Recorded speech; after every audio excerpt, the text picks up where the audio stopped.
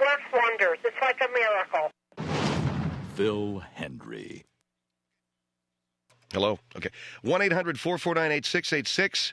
5201-KFI and 1-800-5201-KFI. I'm sorry I didn't get a chance to talk to Carl and Andrew about San Francisco because they were on again about San Francisco, talking about how wonderful that town is. You know, let's not go overboard about San Francisco. If we can at all help it, I'd appreciate it.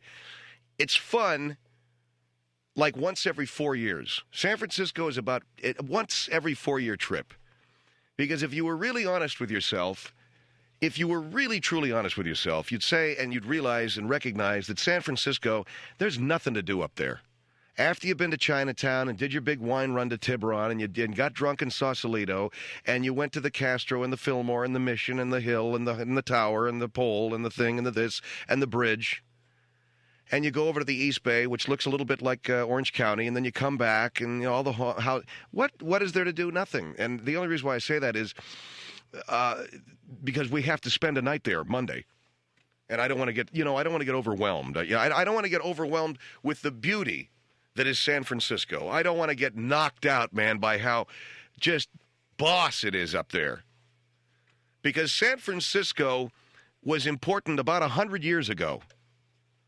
And then a little thing happened called the movie industry. Los Angeles blew past it, just blew the doors right off that town. And since then, the only really important city on the West Coast has been L.A., and San Francisco hasn't been able to stand it. They can't stand the fact that Los Angeles is an important city, and San Francisco, for the most part, a little bit of a backwater. Nice people, sort of. I can't even say the people up there are nice, can you? San Franciscans, I don't know what happened to them. They used to be fairly freewheeling. It used to be a kind of a bawdy place, a lot of nonsense, a lot of fun. But now you can't get away with spitting on a sidewalk up there. Everybody's got an agenda. I'll never forget. I had an L.A. Times, and I was trying to give it away to a bum. I think it was Union Square, whatever that square is. It's across from the St. Francis Hotel. Is that Union Square? Mike, get a load of this. I tried to give a bum who was sleeping in the park, and asked me if I could have my paper when I was done with it. And it was an L.A. Times, and I said, "Here you go, Mr. Bum, here's my paper." And he goes, "Oh, L.A. Times, forget it." He threw it in the garbage. Because he would only read the Chronicle or the whatever the other rag is they got up there, the Examiner. The bum, sleeping on a park bench, threw my L.A. Times in the garbage when I offered it to him. Because that's how provincial those people are up there. So, while, yes, I will enjoy my stay at the lovely hotel that we're going to be at there on Nob Hill, I wouldn't go to San Francisco on a bet, other than the fact that I'm going Monday night with my wife. I don't like it. I don't like their radio. I don't like their town. It's overrated. You've been to Ghirardelli Square and gotten your freaking chocolate. I don't know how many times. When I got to go back and get more chocolate, I got enough chocolate from Ghirardelli, thank you. Yes, I got my sourdough bread. Yes, I went to the wharf about a half a dozen million times and saw the lobster in the thing and got the clam chowder, and I can't get into Aliotos as usual. Pier 39, Let's take the boat under the bridge. Oh, yeah. Let's take the ferry. Oh, excuse me, I said ferry. Well, there you go, man. Now I'm going to get my ass fried. As soon as I get up there, if I was working up there, I'd be fired by now. Over to Sausalito, did that. Alcatraz, rode the friggin' BART, which, by the way, the Atlanta MARTA is far superior to the San Francisco BART, but as long as we're not on the network yet. And the entire, it's just, I live in Los Angeles. I like L.A. This is my hometown. This is a damn good town. I don't see anything that they got in San Francisco that we ain't got down here. And I get a little tired of that attitude, which is this sort of, the beautiful woman that you're in love with and she won't love you back. Well, guess what? I ain't in love with that town. I never have been. I was sort of enchanted for a while there when I was in my youth with North Beach and the whole Kerouac thing. I would go up to City Lights and hang around. Drink any number of bottles of wine there, sitting up from the Keystone Corner. I go down and watch Elvin Bishop or whatever the crap it was on Stockton Street. And after about 5 trips up there, I said, okay, what else? Is there anything else to do? Well, not really.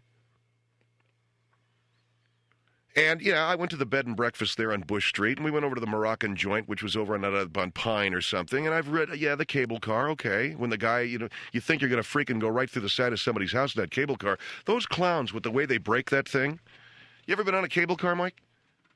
Okay, the guys are like grabbing levers and pulling switches and pulling a thing, and you swear to God, man, you're going to go sailing right off those tracks, right through somebody's window, right through someone's bedroom window. Did that, and then when you're done, it takes about 6 trips to San Francisco. Do yourself a favor. Just cram them all into 1 year. Just take all 6 of your trips to San Francisco in 1 year, and you'll never have to go back. And you won't have to listen to them about how crappy our city, L.A., is. And you won't have to listen about how wonderful it is up there, even though you're looking around and going, this ain't so hot. It's cold. It's foggy. It sucks. And the other thing that I hate about that town is everybody says it's a walking town, which means I got to walk. I hate walking. And I go up there with my wife. Oh, let's walk.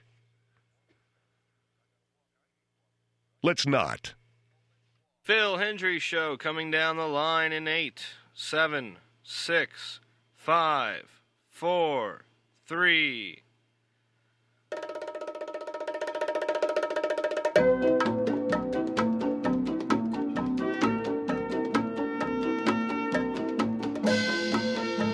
Phil Hendrie Show here at 1-800-449-8686. So we were talking about the Backstreet Boys. The news here is that they are getting... 2 of them are getting married, the Backstreet Boys. This is a group that... I remember my daughter is very much into the Spice Girls, but I don't think she's picked up on the Backstreet Boys as quickly. My daughter's not into the Backstreet Boys. My wife is. And I am. But my 8-year-old daughter, they suck. Spice Girls rule, Backstreet Boys no. Okay, let's go to Los Angeles on the Phil Hendrie Show. Hello? Hi, Phil. I was calling up about the Backstreet Boys because they news story about them was that they're all going to, that 2 of them are going to get married, and I thought I'd call up and talk to you about 2 of these blokes getting married because I don't think that it's true, and it's not what I think is that the Backstreet Boys is not going to get married to a girl. Yeah, the Backstreet Boys are not getting married to girls? No, sir. I don't. I was on the phone with a friend of mine who lives in Britain, and all the people in Britain are not buying of Backstreet Boys getting married to girls. The people in Britain can't believe that all Americans are not, understand. I don't get where you're going, sir. The people in Britain what? Well, the people back in Britain cannot believe that all the Americans all buy this Backstreet Boys are getting married to girls. And the people in Britain can't believe that the Backstreet Boys are getting married to girls. So who do they think they're marrying? Guys? Well, they're going to get married to each other, right? The 2 that are going to be married are all going to marry each other. And the 2 that are going to get married are marrying each other because they're what? Because they're all about gay. It's just they're all gay. It's all about gay. And the fact that the Backstreet Boys is gay. And they're poncy. And poofed us. So this is what the people in Britain... Are you from Britain, sir? Right, I'm originally from Birmingham, England, and also from London, but I come to the United States as probably about 16, 17 years ago. They're working for different bands. And all the different rock and roll groups that I work for. And so you worked for rock and roll groups? That's right. That's right. Well, what makes you think that the Backstreet Boys are poofters, as you call them? And what I don't understand. When you say that everybody in Gaytown, everybody in Britain, everybody in Britain thinks that they're... What do you mean by that, okay? No, it's right. It's like this. The Backstreet Boys call themselves the Backstreet Boys because it's all common knowledge that they're gay. And that the 2 Backstreet Boys says they're going to get married because they're gay to marry each other. Right? And well, they're going to marry each other. The news is that they're marrying 2 women. That's a front. I think that's something they do as a front. Right? So that the people don't right away think that they're all gay, that they can think they're also straight, and also good for their daughters and their oldest sons to go to the concert, right? So American female audience doesn't run away from them and go, oh, they're all gay, go away, I don't want to buy no records no more because they're all gay. Well, what? Well, okay, so the word is that they're gay. Why are they gay?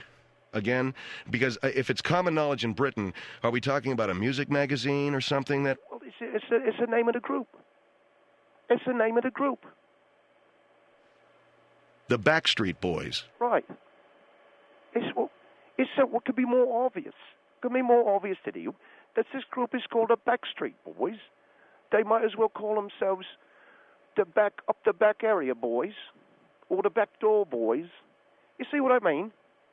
You see? Well, wait a second. I mean, are you trying to tell me this is code or something? Well, what would they call themselves at? All the groups that are called boy are all gay. The Pet Shop Boys are gay. The boy George, all the boy this, the boy that, it's all gay. It's a gay reference. The Beach Boys, it's a gay reference. And well, the Beach Boys were not gay; they were straight. Okay. It was not. It's not in the papers. It's not common knowledge back then because it's all the '60s. Everything was it was all proper, right? But it's not common knowledge. But the Beach Boys was gay. The Backstreet Boys is gay too. They were all clean-cut gay, but they were gay nonetheless. So all the boy bands. And you're getting the fact that they're gay. So this is common knowledge in Britain because we all understand all the different kinds of code. It's what you call symbolism. You know what I mean by symbolism? You know what? Yes, sir. I know what you mean by symbolism. So Backstreet is symbolic of... That's right. It's of the gay Backstreet. It's not because they're not going to come out and call themselves the Butt Pirate Boys, or they're not going to call themselves the Turd Burglars, or they're not... Okay, I understand that. All right. But they're not going to do that. It's not going to say hello, and now everyone is called the Turd Burglars, and they all come out on stage, prancing and prancing about like a bunch of poncy bastards. Or they're not going to say, and now, ladies and gentlemen, it's time for the Hershey Highway Boys. They're all Okay, I understand. So the tip-off that Americans are not getting, but everybody in Britain understands this, is that they're called the Backstreet Boys. Well, the Backstreet Boys is like calling yourself the Daddy Pete's Lake Boys, or the, what you want to say about the El Camino de Chocolate, or something like that, right? Right, mate? So it's all... What do you mean, the El Camino de Chocolate? No, it's what you call it. Right? Well, okay. You know, it's fine with me. I don't care. I think they do some very interesting music. I think that they're right. Well, it's nice music, but I think it's not right for them to stand up there and say, "Oh well, you know, hello everyone. We're the Backstreet Boys." All the girls come rushing up on the stage, and they're all, "Oh, we love the Backstreet Boys. We want to be a part of you," and they won't come out and say, "Well, you bloody hell, it's why we call ourselves Backstreet. Are you bitches so stupid you don't understand why we call ourselves Backstreet? It's because we're gay, because of the whole backside, and they're not going to call..." I got it, okay? So they're not called the Backside Boys. Well, you could call yourself the Backside Boys, but it gives it dead away. You should call it Backstreet Boys. There's a little bit there you could play with. Okay, that's all I'm saying. But in Britain, we see America is so thick, they're so bloody stupid, they're not going to see immediately what the story is. See what I'm saying? And What is your name, pal? Eh? What is your name? I feel they call me Little Ian Anderson. I used to be a roadie. I worked with different groups. I worked at different promoters over the years. I came from Birmingham, England. Now I live in California. And I'm always very interested in music. Always interested in what's going on in all the different groups. The Backside Boys. Right. But it's true. It's true. And this is what's going on in Britain right now. It's true. It's right. It's going on in Britain right now, all over Britain. How bloody stupid the Americans are that they don't pick up on the symbolism of the Backstreet Boys. And like that. And all right, hold the line there, Little Ian. The Backside Boys. 1-800-449-86...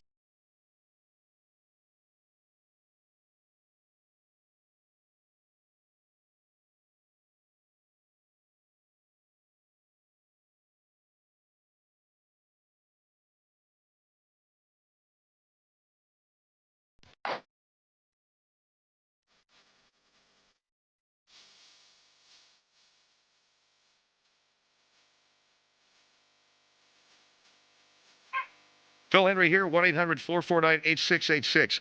How do we get into Backstreet Boys? Because we were talking about the fact that two have announced marriages, their engagement, I should say. Little Ian Anderson, who is not related. You're not related to Ian Anderson of Jethro Tull, right? Yeah, I'm not related to Ian Anderson of Jethro Tull. They always ask me a question about that. I'm not at all related to that Ponzi bastard who's always walking around on a one leg with a flute. Right? Walking around on one leg with a flute. No, he's Ian Anderson was in a group called Jethro Tull, right? Yeah, I know that. You're not him. Just so we know. No, I'm not him. No, I will not be him. I will not be him. I will not want to be him. I got you. Don't want to be Ian Anderson of Jethro Tull. I'm just so that he doesn't sue me. Okay? No, that's right. Okay. All right. So you're claiming that the two Backstreet Boys got engaged to each other? That's right. They got engaged to each other because the Backstreet is a gay, right? He's not straight. He's gay.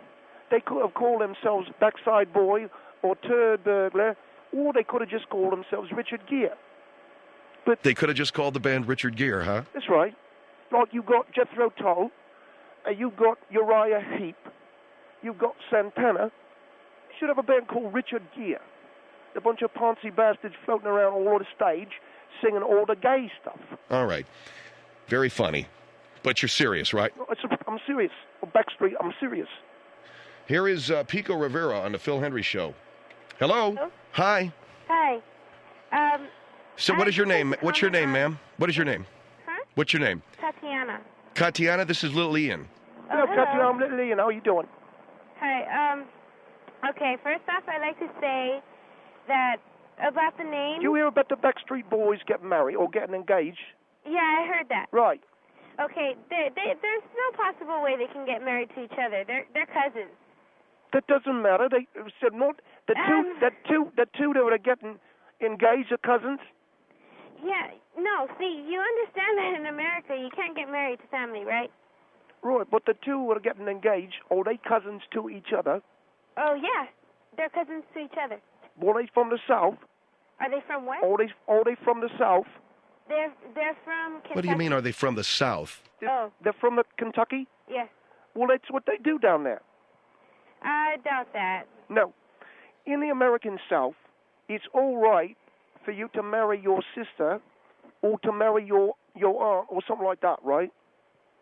No, I don't know. Just in the American South, it's okay to marry your sister? No. It's... Well, like they do it down there.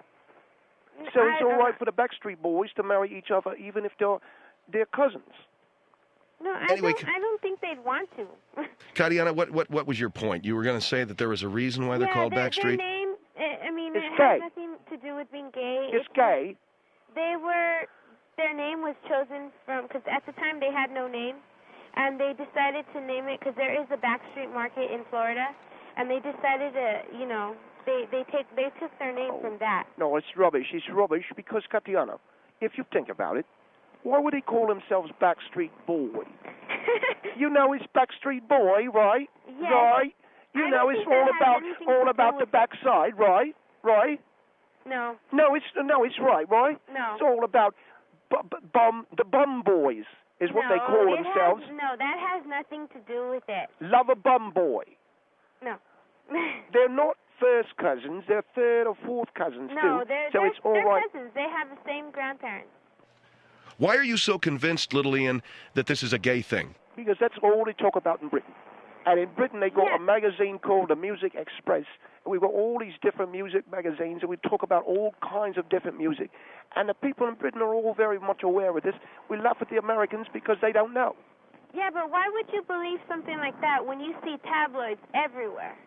I mean, because they want the American. There's tabloids about somebody picking his nose. If they were gay, and you knew they were gay, you wouldn't want to buy no of their records no more, or go to their concerts no more. Actually, I still would. I think personally there is... Bollocks, you don't want to go see a bunch of gay boys poofing around and poof-doing around? No, I don't think that's, So you're saying, Little Ian, that they don't come out and say that they're gay because they'd lose Tatiana and her friends. That's right, they lose all these old American birds, all the young American birds. They not go out and see the shows. Okay, Tatiana, thank you very much. Thank you. 1-800-449-8686. I can't believe we're even spending time discussing the Backside Boys or whatever the... So it's all in Britain, Phil. If you talk to any of the people that work at the recording studios... and They don't have any personal knowledge, though, of the sexual orientation of these guys. No, but it's a common appellation. It's a common reference to gay. In Britain. Right. Okay, here is Greenville on the Phil Hendrie Show. Hello. Hi. Hi, ma'am. I was just wondering, how are we so sure that this guy is not gay himself? I mean, how is he so convinced unless he knows? Because, I don't go around calling myself Little Ian Backside or But Little what if- Ian okay, take it in the You're bum. saying that, They hold call on. themselves the Backstreet Boys. Hold on a minute. You're saying that in Britain, okay, it's common Little knowledge. Ian Everybody Peter Puffer. thinks, right? Everyone... So what if everybody listening to you right now thinks you're gay? How would that make you feel? Well, there's nothing... At least I'm not calling myself Little Ian Puffer or Little Ian Poofdoo, but they call themselves the Backstreet Boys. So it That's makes a symbol. no difference. It's symbolism. You've been to school. You've been to Okay, American school, right? Okay, hold on. It's symbolism of If the Backstreet. Backstreet Boys is a symbolism, what is Little Ian a symbolism of? Well, what's Greenville symbolism of? There are like a billion Greenvilles in the USA. That's okay? right. It's right. It's something about Greenville that could have to do with the color of your urine or the color... All right. Okay, man. I mean, we're Okay. getting way off the beaten path here. You called the show to simply say, oh, it's common knowledge in Britain that this is a, what do you call it, colloquialism for gay. Jesus, Phil, all you have to do is look at the Backstreet Boys. What do you think that's about? Why do they call themselves Backstreet? Well, the girls said that they call themselves the Backstreet Boys because of some... Oh, right. Some market in Florida. That they remind... Backstreet Boy sends a message, like a Morse code message, out to all the gay boys that don't worry about all the girls, because we're the gay boy, too. We're what do you call it? A solidarity? Solidarity? Solidarity with all the other gay boys. And that's what it's all about. And the reason why the two cousins can marry each other is because it's in the South. Okay. Well, this lady's calling from the South. You're going to have to disabuse yourself if you... Is that like masturbation? No, disabuse yourself of the notion that Southerners marry each other. Okay, they probably do more intermarrying in families in California than anywhere. And I've seen the statistics. I was going to ask you if you have the statistics on that. Yes, I do. Could I get a copy of I that? was Sure, just I'll down be in happy to mail it to you. California, And they are pretty darn stupid out there, They right? appeal to two markets, gay and straight girls. There's two markets that they go after, the gay and the straight. The Backstreet Boys. Right, all the gay girls, and all the gay girls Right. want to get the money, all the straight Okay. girls want to get laid, and the straight girls think they'll get laid, but you're not going to get laid by the Backstreet Boys because they're taking it up the poop chute. And Okay, pal, that's as far as I want to go with this guy. Okay. I'm awfully sorry, ma'am. You must be a fan, right? Well, I like their songs. I'm not a big fan. Why but don't I they was just call themselves Richard Gere? Oh, no, I'm a big fan of his. Yeah, I am too. He's tremendous. Yeah, and his I think it's his wife. He's pregnant. She's pregnant. Which, So, I mean, who? His wife? Richard Gere's wife. What's her name? She's pregnant. What's her name? I can't I have no idea what her Is name it one of the guys in the Backstreet? Never mind. Okay, well, all right.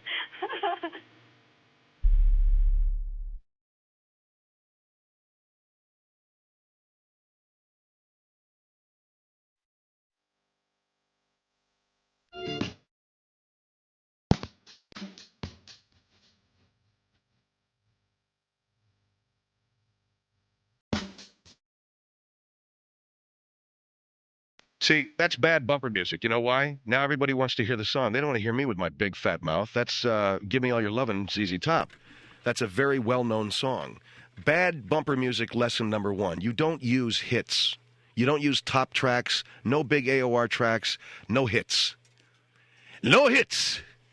You never use no hits. Bumper music rule number one, never no hits. Because when you played a hit, the guy says, oh, Jesus, ZZ Top, man, my favorite. And here comes Hendrie. Hi, it's a Phil Hendrie show. And they go, oh, a big mouth talk show host. You never play no hits. I'm saying that with great love and respect in my heart, Craig, okay? You do a great job. You know I respect what you do. But I'm giving you a tip that the rest of these schmucks don't know yet. You don't play no hits, no hit bumper music. That way, the guy goes, well, it's nice music, but it's not exactly like I want to hear this crap. Let's hear what the guy's got to say. You play that. I was listening to a show one night. I forget who it was, but the guy started off with, I was listening to Art Bell. And he started playing Just Like Romeo and Juliet by The Reflections, which happens to be a song that I like. And then his big fat mouth came in over top of it. I'm Art Bell, and this is Coast to Coast. And I'm like, shut up. Or that ABBA crap that he plays, you know? Oh, Christ, I love it. I can't get enough of it. And then on top of that, he starts to start with his big fat mouth. You know how that, ooh, and then comes, to call Art Bell, and you want to take a gun and do bad things with it. Not to other people, maybe to yourself. Maybe just shoot your foot or wound yourself, you know. So that's why we don't do that. All right. Hello? David Hall is with us. Yes, David. David, are you there? Yeah, I'm right. What's wrong? What's wrong? Yeah, was I on the air? No. All right. Okay, very nice little, very angry material about Charles Schultz. What's that about? Well, what do you mean? Well, what's it about taking a man like Charles Schultz and dragging his name through the mud? I wasn't dragging his name. We were in the middle of the bit with the... Yeah, I heard all the Peanuts music, and I heard the It Burns When I Pee Charlie Brown. What seems to be wrong with you? You know, so let me explain something. Wait a minute, David. I don't think... No, let me explain something to you. Are you aware of the fact that the Congress of the United States of America is going to honor this man, for Christ's sake? Are you aware of the fact... David, I... No, let me just finish. Are you aware of the fact that the President of the United States of America stopped in the middle of his day to honor this man, Charles Schultz? Are you aware of any of these things? I am aware of it, okay. Then why are you on the air tonight talking about Charles Schultz in a disparaging, smart-ass way with It Burns When I Pee Charlie Brown? Why would you do that? I was trying to make a point. Yeah, I'm listening. You were trying to make a point about what? I was trying to make a point. What was the purpose? What was the impetus? What was the theme of that bit? Lucy and Peppermint Patty, forbidden love. What in the name of Jesus Christ is that supposed to mean? This is a man who brought joy to the lives of millions of people around the world. This is a man who brought joy to the lives of millions of Americans, children, adults, teens, our seniors. And you come on my radio station and say, Peppermint Patty and Lucy, forbidden love, Charlie Brown. What was the point? The point... The point was I thought that there was some overkill on the tributes to Charles Schultz. You thought there was overkill on the what? I thought there was overkill on the tributes to Charles Schultz. And so you decided to bring bestiality into a Charles Schultz bit. Well, what I said was... No, I heard what you said because I wrote it down. Read my lips, bestiality is illegal, Charlie Brown. Yeah, but that was the name. No, I know. It was the name of an after-school special. You were satirizing the Charlie Brown specials. Is that it? You know something, Phil? We don't generally discuss bestiality on the radio. You understand that, don't you? Yes, sir, I do. And I suppose you meant Charlie and Snoopy. Is that what you're talking about? Answer me, is that... Yes, sir, that was what I was talking about, yeah. I think that you hit a new low. I think you owe the audience an apology. David, can I say something? What? What? I'm always, when you call, it's embarrassing enough for me to have to talk about this on the air in front of my listeners. Phil, I am embarrassed for you. I'm embarrassed for you, but I've got to do it, because if I don't, then the material continues throughout the evening, and I can't have that. I'm disappointed in you more than anything else. All right, but... What? It's embarrassing enough for me to be talking to you about it. Do I have to apologize? I've apologized. What? I've apologized so many times for so many things. Because you screw up a lot. You apologize a lot for a lot of things. Now you come on the air, and you take the name of Charles Schultz and some beloved cartoon characters, you intertwine bestiality, homosexuality, a reference to the Columbine thing, which I did not find funny at all. I didn't reference Columbine. Well, what was the line? Everybody hates me, I'm going to kill him, Charlie Brown. Just violence in America, I mean... That was the Columbine thing, wasn't it? No, sir, it was just violence in America I was referencing, okay? The reason why we watch Charlie Brown specials and the reason why Charles Schultz was so beloved was because he was an escape from all of that stuff. So there's no satirical value in dragging his name into those things because he was not a part of it. Or are you saying, along with all these other smart-ass comics that I listen to, that if it wasn't for Charles Schultz, we wouldn't have violence because he makes us escape reality and he makes us escape dealing with these problems? Is that what you're saying? What? You heard me. Are you saying that Charles... Oh, forget it. The Peanuts kids don't get the clap. Do you understand? Burning when I pee, Charlie Brown. Okay, all right. I understand what you're saying. And maybe you're... Reprimanding you on the air, Phil, is the only way for me to get this into your hard, thick skull. Embarrassing me, huh? That's correct, sir. And you brought it on yourself. I heard a guy the other time on another radio station making fun of... I don't care what you heard on other radio stations. It burns when I pee, Charlie Brown. Did you think it was funny? At the time I did. I guess I don't anymore. You're goddamn right you don't anymore. I'm going to tell you something, Phil. You got talent, but you're walking the fine edge here with me. Now, I'm going to have to field all these phone calls tomorrow or on Monday or whenever it is these people start calling. Thank God it's Friday night. And maybe they'll forget about it. But Tuesday morning, if I got to field phone calls from a lot of old people and a lot of these people that are bitching and moaning every second of the day about your Charlie Brown material. I'm sorry. What? I'm very sorry that you're going to have to go through that. Thank you for ruining my 3-day weekend, Phil. Thank you very, very much. I'm sorry. I'm not looking forward to apologizing to these people. I am not looking forward, Phil, to apologizing to a bunch of animal activists, homosexuals, senior citizens. You get the... I understand and I know, but it's your job, so... Yeah, it's my job. Thank you for just making it tougher. I want an apology and then go to your break. I'm sorry? I want an apology, then I want you to go to the break. I want to... I'm listening. I want to apologize to my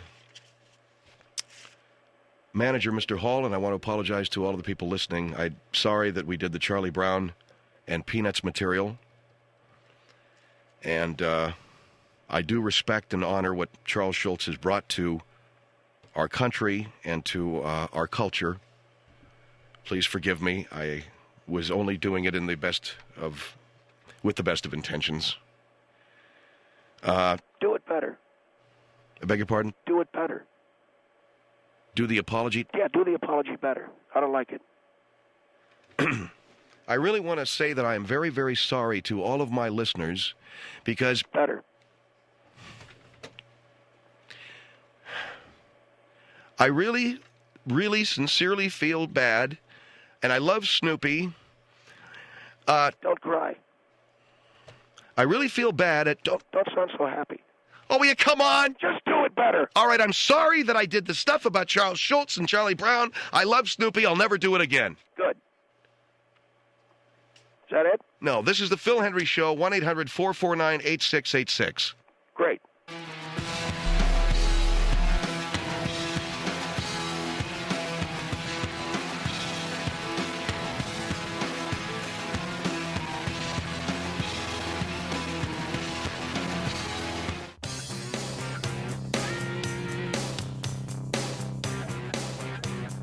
Days when you could go into a store and actually find someone to help you?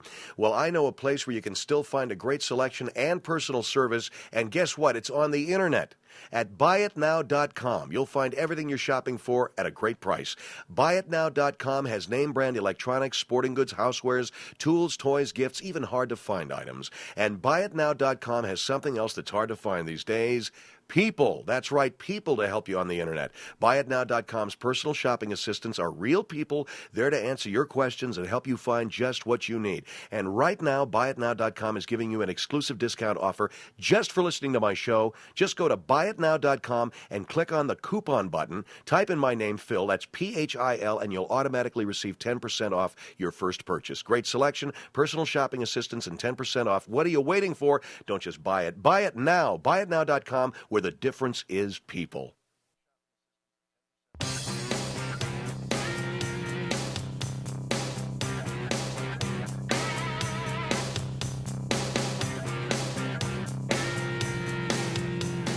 This is the Phil Hendrie Show, 1-800-449-8686. David G. Hall, who is the Vice President of Syndication for our program, has joined us. And I have done, I've been in this business for almost 27 years. And regrettably this evening, ladies and gentlemen, I brought to our program some material that may have been offensive to some of you. Mr. Hall is joining us this evening to try to undo whatever damage that we did. And Phil, I just want to say to your listeners, I like you. I don't want people to think that I don't like you. But I think you have questionable taste with a lot of your material. And hot on the heels of the death of Charles Schultz, for you to come on the air and satirize the after-school specials that were so very much a part of America and a lot of kids' lives. Yes, sir, I understand. I take some phone calls because I want to talk to these. You say there's people who want to talk to me? Yes, sir, there's a couple. Oh, Jesus. All right, take however many there are. Go ahead. All right, let's go to Charlotte on the Phil Hendrie Show. Hello. Hello. Hi, how are you? I'm fine. Great, ma'am. I cannot believe this moron is the boss of anybody. He is the most ignorant, inarticulate person I have ever heard on the radio. You talking to me? Yeah, I'm talking to you. And you know what? If you don't have a sense of humor, maybe you shouldn't be listening to your own radio. Charles Schultz died, and I think we should have some respect for a man who, I'm sitting here. People died. That's why it's called a joke. Nobody do you want me to joke about it? The man. And how about when your mother or your father dies? You want me to make a joke about it 2 days later? You know, yeah. If you have no sense of humor, you shouldn't be listening to the radio. So I should be at your mother or your father's funeral. Call up and have a person publicly apologize for something that a lot of people thought was quite funny. Tell her, Mr. It's idiotic. I don't think that saying, ma'am, you are a moron. Ma'am, well then you're a moron, okay? Whatever. Why don't you blow it out your ass? If you don't like what we're doing on this. All right, now why is it? I can't believe that you have any part. You're like really Barney Fife in it. Hey, lady. Yeah. Charles Schultz has family. He's a you fine man. You have family. Am I going to make jokes about your death to your family after you're gone? Make jokes about and that's okay with you? And that's okay with you? Oh, you're full of crap. Well, wait a minute. No, you really are. You're full of. Anal and uptight. I think you need an enema. It hurts when I pee, Charlie Brown. That's funny, huh? It hurts when you pee. I bet it hurts when you do a lot of things. I can make it hurt when you crap. So. Oh God, David. Well, did you hear what she just said? You are completely anal. Lady, and uptight. The only one that's anal is you, because you've been talking about anal for the last 5 minutes that you've been on the air. I think that you'll find when you listen to a couple of the people that call in that you're way outnumbered, that people think you're ridiculous. I don't care. I've never followed the crowd. My name is David G. Hall. I don't follow the crowd. You know what? I create trends. I bet the people who advertise on your radio station I'll tell you this much. agree that Mr. Mr. Schultz's family has influence. We cannot make an employee. We cannot make fun of this man's death. Where did you take your management lesson? Lady, do you manage anybody? Read that. Who do you manage? Yes, I do manage. I have a staff of 32. And 32 what? ever reprimand them in front of people or have them grovel on the air like you did? Lady, that is ridiculous. Mr. Schultz's family has influence, and if we are to piss them off, it can hurt my business. So you're basically an ass kisser. So you want to piss off Charles Schultz's family? You go right ahead. I'm not going to piss him off. You're right. You're an ass kisser. Oh, I'm an ass kisser. Well, I bet you appreciate. Now I have to deal with all these calls. It's your job. Lady, since you're a manager, I bet you appreciate a little ass kissing in your business too. 32 different lips on your ass. So what are you talking to me about the fact that I didn't? Can I just jump in here? Sure. What? Can I jump in? No. Sure. No, he may not. You screwed. In, baby. You screwed this evening up, Phil, to begin with. I'm taking over. And this big mouth from Shaw, hang up on her. She's giving me a pig. You're the only person you don't have to piss off. You know, the only person you don't have to piss off is Ronald McDonald. You know what? That's the only person that you don't have to piss off, lady. A few people are going to call in and say that you were way out of line, Barty Fife. Hey, how many? What are you getting for a fillet of fish these days? It is not even your job to police the universe and every joke on the radio. Yes, it is. I'm the vice president of syndication for this show, and I will not have an influential family like Mr. Schultz's family demeaned the way Mr. Hendrie did 2 days after the man's funeral. And if you have family, you'd appreciate that. But something tells me you don't. All right. I mean, hang up on her. Hang up on her. Everybody thinks he's a moron. Okay, fine. You got the last word. I'm a moron. Let's see what happens. No, let's not. So can I? Okay, so you're gonna take some more calls and find out what a moron is? No, we're not taking any more calls. No, I wouldn't think that. David, you would. Shut up, Phil. You're only gonna get more of the same. No, I'm not. Phil, take more calls. I'm not. No, I'm not. Calls. Everybody's on your side, Phil. Hey, lady, remember, you want fries with that? Keep working on that line. You want fries with that? That's it. That a girl. Hang up on her, Phil. Are you done? Hang up on her. I'm finished, Phil. All right. I mean, when I tell you to hang up on somebody, you better hop to it. Hey, is that lady? I hung up on. If you're still listening, which I know you are, lady, you want a hot apple pie with that? You want a hot apple pie with that? You want a hot apple pie? Keep working on that, okay? Did she say she worked at McDonald's? I don't know if she said she worked at McDonald's. I'm making a joke about it, okay? Jesus. I don't know. She said she had 32 people under her. So she likes to climb on top. The point, David, what you're saying right there is inappropriate, okay? Leave the skills of dealing with the audience to me, okay? Regular extra crispy, regular extra crispy. You keep working on that, baby. What time is it? I got to go to a break. That's the music. Okay, go to the break. Phil Hendrie Show. 1-800-449-8686.